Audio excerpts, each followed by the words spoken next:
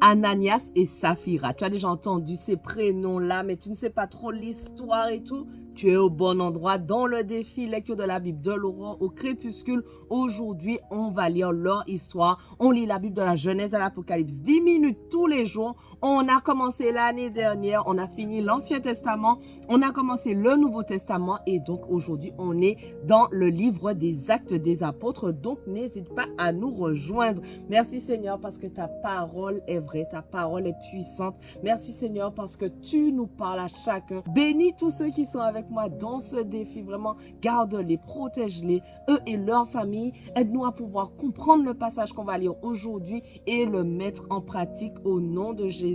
Amen. Alors, donc on continue dans Acte 4.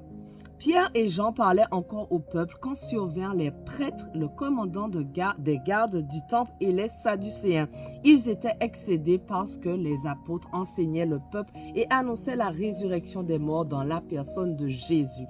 Ils les arrêtèrent et comme c'était déjà le soir, ils les mirent en prison jusqu'au lendemain. Cependant, beaucoup de ceux qui avaient entendu la parole crurent, ce qui porta le nombre des hommes à 5000 environ. Le lendemain, les chefs du peuple, les anciens et les spécialistes de la loi se rassemblèrent à Jérusalem avec le grand prêtre Anne, Caïphe, Jean, Alexandre et tous ceux qui étaient de la famille du grand prêtre. Ils firent comparaître Pierre et Jean au milieu d'eux et leur demandèrent par quelle puissance ou quel nom avez-vous fait cela? Alors Pierre, rempli du Saint-Esprit, leur dit, chef du peuple et ancien d'Israël, on nous interroge aujourd'hui sur un bienfait accordé à un infirme afin que nous disions comment il a été guéri. Sachez-le bien, vous tous, que tout le peuple d'Israël le sache, c'est par le nom de Jésus-Christ de Nazareth, celui que vous avez crucifié et que Dieu a ressuscité. Oui, c'est par lui que cet homme se présente en pleine santé devant vous. Jésus est la pierre rejetée par vous qui construisez et qui est devenue la pierre angulaire. Il n'y a de salut en aucun autre, car il n'y a sous le ciel aucun autre nom qui a été donné parmi les hommes par lequel nous devions être sauvés. Lorsqu'ils virent l'assurance de Pierre et de Jean, ils furent étonnés, car ils savaient que c'étaient des hommes du peuple sans instruction et ils les reconnaissaient pour avoir été avec Jésus. Mais comme ils voyaient debout avec eux l'homme qui avait été guéri, ils n'avaient rien à répliquer. Ils leur ordonnèrent de sortir du Sanhédrin, puis ils délibérèrent entre eux en disant « Que faire à ces hommes ?» En effet, ils ont accompli un signe miraculeux évident. C'est clair pour tous les habitants de Jérusalem et nous ne pouvons pas le nier. Mais afin que cela ne se propage pas davantage parmi le peuple, défendons-leur avec menace de parler désormais à qui que ce soit en ce nom-là. Alors ils les appelèrent et leur interdirent absolument de parler ou d'enseigner au nom de Jésus. Pierre et Jean leur répondirent, « Est-il juste devant Dieu de vous écouter vous plutôt que Dieu ? Jugez-en vous-même. Quant à nous, nous ne pouvons pas ne pas annoncer ce que nous avons vu et entendu. Les chefs du peuple leur firent de nouvelles menaces et les relâchèrent. À cause du peuple, ils ne trouvaient pas le moyen de les punir parce que tous attribuaient à Dieu la gloire de ce qui était arrivé. En effet, l'homme qui avait bénéficié de cette guérison miraculeuse était âgé de plus de 40 ans. Une fois relâchés, Pierre et Jean allèrent trouver les leurs et racontèrent tout ce que les chefs des prêtres et les anciens leur avaient dit. Après les avoir écoutés, ils s'adressèrent tous ensemble à Dieu en disant « Maître, tu es le Dieu qui a créé le ciel, la terre, la mer et tout ce qui s'y trouve. C'est toi qui as dit par le Saint-Esprit, par la bouche de notre Père, ton serviteur David, pourquoi cette agitation parmi les nations et ces préoccupations dépourvues de sens parmi les peuples? Les rois de la terre se sont soulevés et les chefs se sont ligués ensemble contre le Seigneur et contre celui qu'il a désigné par onction. Il est bien vrai qu'Hérode et Ponce Pilate se sont ligués dans cette ville avec les nations et les peuples d'Israël contre ton saint serviteur Jésus que tu as consacré par onction. Ils ont accompli tout ce que ta main et ta volonté avaient décidé d'avance. Et maintenant, Seigneur, sois attentif à leurs menaces et donne à tes serviteurs d'annoncer ta parole avec une pleine assurance. Déploie ta puissance pour qu'il se produise des guérisons, des signes miraculeux et des prodiges par le nom de ton saint serviteur Jésus. Quand ils eurent prié, l'endroit où ils étaient rassemblés trembla. Ils furent tous remplis du Saint-Esprit et ils annonçaient la parole de Dieu avec assurance. La foule de ceux qui avaient cru n'était qu'un cœur et qu'une âme.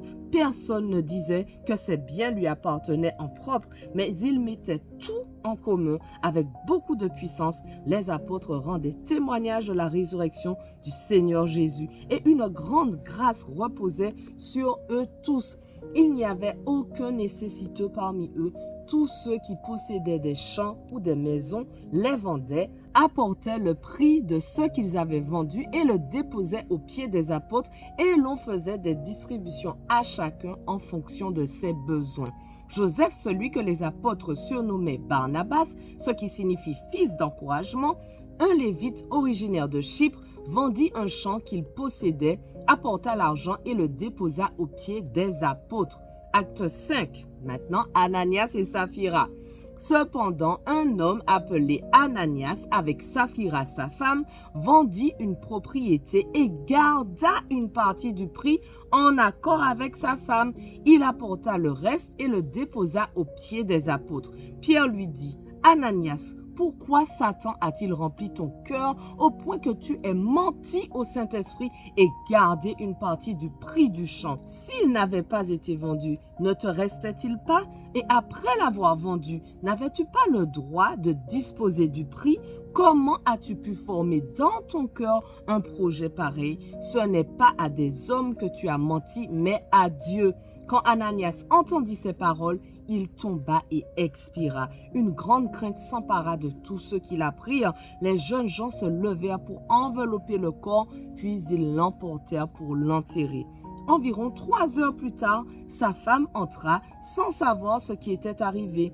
Pierre lui adressa la parole. « Dis-moi, est-ce bien à ce prix que vous avez vendu le champ? »« Oui, répondit-elle, c'est à ce prix-là. » Alors Pierre lui dit, « Comment avez-vous pu vous mettre d'accord pour provoquer l'Esprit du Seigneur? Ceux qui ont enterré ton mari sont à la porte et ils vont t'emporter toi aussi. » Elle tomba immédiatement aux pieds de l'apôtre et expira. Quand les jeunes gens rentrèrent, ils la trouvèrent morte et l'emportèrent pour l'enterrer à côté de son mari. Une grande crainte s'empara de toute l'Église et tous ceux qui apprirent ces événements. Beaucoup de signes miraculeux et de prodiges se faisaient au milieu du peuple par l'intermédiaire des apôtres. Ils se tenaient tous d'un commun accord au portique de Salomon. Personne d'autre n'osait se joindre à eux, mais le peuple les tenait en grande estime. Le nombre de ceux qui croyaient au Seigneur, hommes et femmes, augmentait de plus en plus. On en venait à sortir les malades dans les rues et à les placer sur des civières et des brancards, afin que lorsque Pierre passerait, son ombre au moins couvre l'un d'eux. Une foule de gens accourait aussi des villes voisines vers Jérusalem. Ils amenaient des malades et des personnes tourmentées par des esprits impurs et tous étaient guéris. Alors le grand prêtre et tous ceux qui étaient avec lui, c'est-à-dire le parti des Sadducéens, se levèrent remplis de jalousie. Ils firent arrêter les apôtres et les jetèrent dans la prison publique.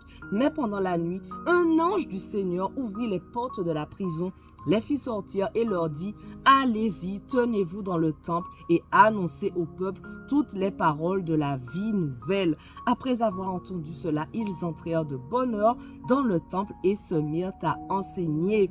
Quand le grand prêtre et ceux qui étaient avec lui arrivèrent, ils convoquèrent le Sanhédrin et tout le conseil des anciens d'Israël et ils envoyèrent chercher les apôtres à la prison. Cependant, les gardes, à leur arrivée, ne les trouvèrent pas dans la prison. Ils repartirent et firent le rapport en disant « Nous avons trouvé la prison soigneusement fermée et les gardiens devant les portes, mais quand nous avons ouvert, nous n'avons trouvé personne à l'intérieur. » Voilà, notre passage du jour touche déjà à sa fin, mais on continue dès demain. On ne lâche rien. Allez, sois béni.